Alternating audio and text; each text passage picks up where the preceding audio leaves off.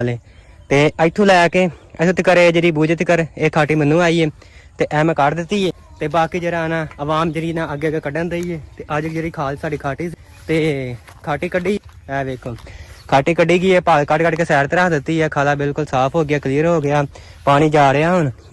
ਤੇ ਹੁਣ ਜਿਹੜੀ ਆਵਾਮ ਅੱਗੇ ਅੱਗੇ ਕੱਢਣ ਦਈ ਹੈ। ਸਾਡਾ ਜਿਹੜਾ ਨਾ ਕੰਮ ਖਤਮ ਹੋ ਜਾਂਦਾ, ਕਿਉਂਕਿ ਸਾਡੀ ਜਿਹੜੀ ਨਾ ਪੈਲੀਆਂ ਹੈਗੀਆਂ ਨੇ ਮੋਗੇ ਦੇ ਨਾਲ, ਪਹਿਲਾ ਮੌਕਾ ਸਾਨੂੰ ਲੱਗਦਾ, ਇਸ ਕਰਕੇ ਸਾਨੂੰ ਥੋੜੀ ਜਿਹੀ ਭਾਲ ਆਉਂਦੀ ਹੈ ਤੇ ਉਸ ਕੱਢ ਕੇ ਤੇ ਵਿਹਲੇ ਹੋ ਜਾਂਦੇ।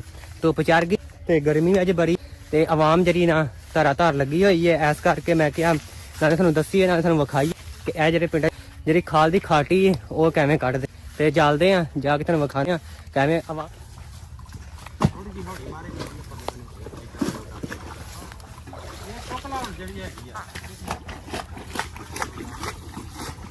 पानी नहीं कहो एक दूसरे ने फिर